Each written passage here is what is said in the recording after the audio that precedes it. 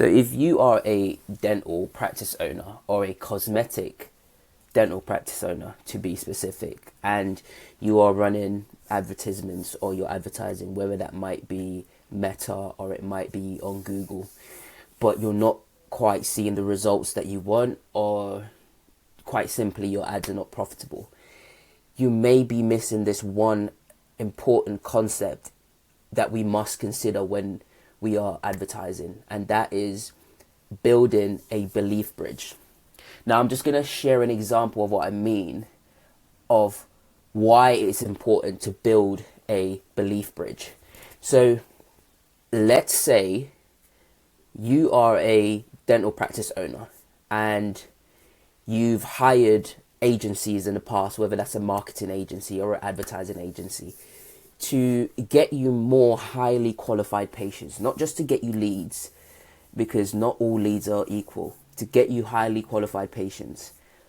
But you've been burnt by these agencies. They've promised a whole lot of things, but they didn't deliver on those things. So obviously there's distrust. You don't trust them anymore. Or in general, you don't trust agencies. So that's something that's been etched onto your, what we call associative memory. So anytime somebody mentions an agency, that is what you're going to actually recall in your mind. And let's say, for example, I've got an agency, but I actually get people, or I get practice owners, dental practice owners results, and I have irrefutable proof that I do. And I also have a specific method that I use to get results for practice owners. You are still going to be skeptical. And regardless of what I say, if I don't meet you where you're at in terms of what's in your mind, your thoughts, your perception of what agencies are and what it means to you, you're just going to reject everything that I have to say, even if what I had to offer would be beneficial to you. So I have to meet you where you are in terms of what's the narrative you have in your mind about agencies. If I don't start there, you'll never hear me out. There's a great guy back in the 1900s, and he wrote these advertisements. And he's got a great book. I believe it's called the Robert Collier Letter Book. And it's basically showing you how to... He says in the book that you have to meet the customer where they're at in their mind. You have to start with the conversation that they're already having. I don't know why this is that just happened. But anyways, you have to start with where the conversation they're already having. It's thinking of it like, for example, if I was to then see you in person, or I was to knock on your door, I wouldn't just go straight into a spiel about what I can do for you. I would have to learn about, where you at currently, what are you struggling with, what are your thoughts on agencies, what are your marketing problems. Try to learn and try to figure out, try to gauge where you're at inside your head, and then start from there. And by me listening and hearing you out and what you have to say, then that gives me the permission to actually share some insights with you, to say, hey, would it be okay for me to share these facts, not opinions, these facts for you to consider? So that's what I mean by we have to build a belief bridge before we bring our idea or our new idea into the fold. If you're following, if you're tracking what I'm trying to say here. So whatever it is you do, you have to think that our customers, they already have held beliefs that they hold tight and dearly, that if you don't start there, they will just reject anything you have to say, especially what you have to say is new and it's not something they're familiar with. Then you must start with the conversation that's happening inside their mind. And if you don't start there, then they won't hear you out, and you'll just get ignored. But I want to go a little bit deeper in terms of the science behind it, because I'm a true believer we need to know the why. We can't just say this is this and this works and not know why it works. So I want to talk to you a little bit about behavioral science, and I'm not going to get all techie. I'm going to try and keep it as plain as possible so you don't get confused as to what I'm saying. I'm going to break it down as if I was going to explain to a 10-year-old. Not to insult your intelligence, but simplicity is the best way of explaining anything. Anyways, let's get into it. So in behavioral science, there's this concept of system 1 and system 2 thinking, and it's based, these are two systems, dual systems, on how we make our decisions. System 1 is very fast, it's intuitive, it's automatic. That system is what makes majority of our daily decisions that we make on a daily basis. And system 2 is it's in the background. It's much more analytical, it's more logical. That's so when there's a difficult problem or a difficult task, that's when we recruit system 2. But on average, we make most of our decision and we take most of our thinking from system 1, because what system 1 does, it tries to categorize everything. So whenever you experience something or a stimulus in the environment, it doesn't need to think, oh, this is a new thing. No, it just takes from what is called your associative memory and try to make sense of it, and then give you a sort of response of how you can respond to the certain situation that you're in.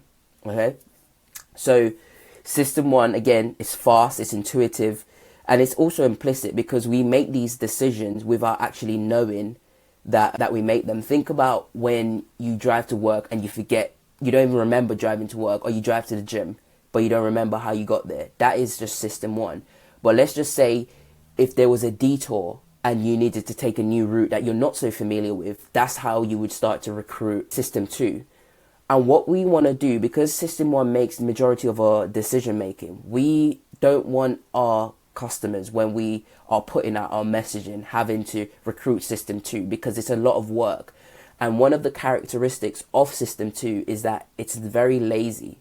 Although it's able to calculate and be analytical and be logical, it's very lazy. It don't want to think.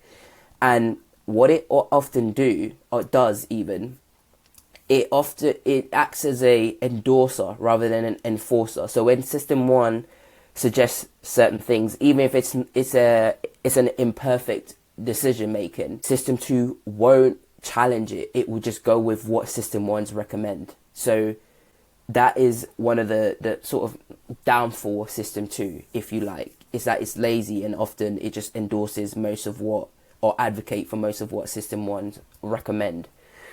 Now, where am I going with this? So think about it like this. When we're talking about building a belief bridge, we have to know that things that are beliefs or morals or values that we have as individuals, we hold them tight and dear.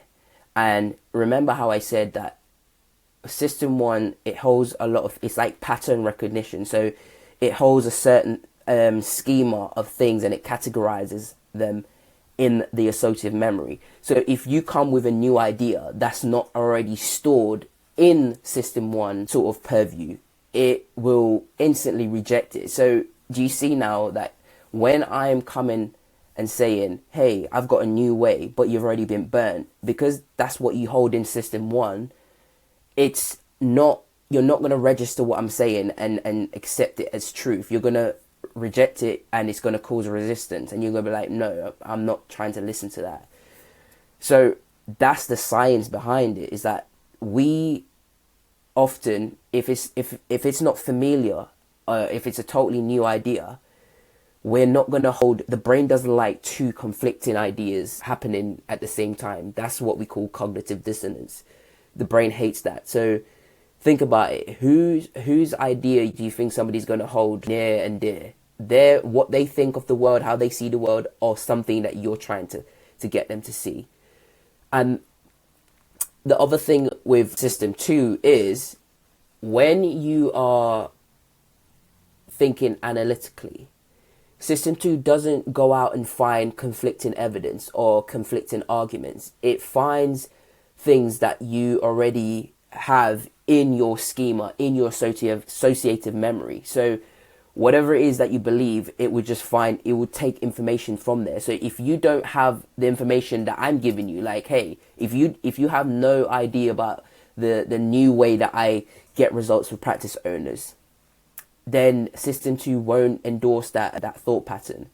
So it would just totally revert to System 1 and whatever System 1 recommended. So this is what I'm saying, that when we are trying to reach out to our customers and trying to get them to take a desired action, we first need to start with the beliefs that they already hold inside their minds. We need to know what they think. What messaging have they seen before? Have they been promised the same thing before? And what sort of mindset do they have about what it is that you're offering? We also want to consider as well the stage of awareness they're in, because a lot of the times the things that we don't consider is that how much information somebody knows. Because we know it, it's like curse of knowledge. Because we know all the details, we then assume that that person we're talking to, that customer, also knows in detail the same information you might know, which is not the case. We actually overestimate how much people know in terms of new information. So moving forward, as I said, we have to start with what the customer thinks. What's going on in their mind? What do they value? What is the narrative they hold inside their minds about what it is you're offering? Do they think it can help? Have they been burnt before?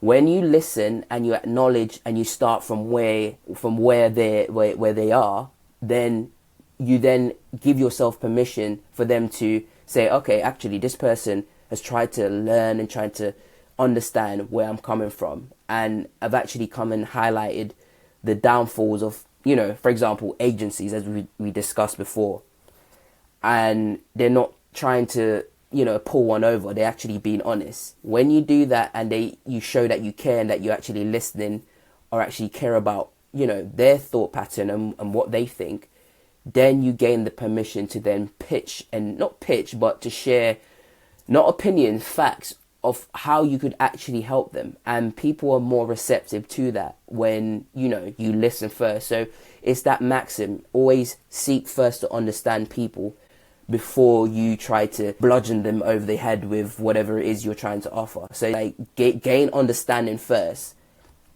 before you do any sorts of solution based thinking or trying to suggest a solution. Like, think of it as a doctor. You wouldn't give any sort of prescription without a diagnosis. If you found value in this video, like and subscribe. If you are a cosmetic dental practice owner and you are looking to scale your ads, or you're looking to scale your practice to 1 to 3 million a year in revenue, but you are struggling with your advertisements, do drop me a thumbs up in the comments and I will get back to you. As always, thank you for listening, and I will catch you in the next one. Peace.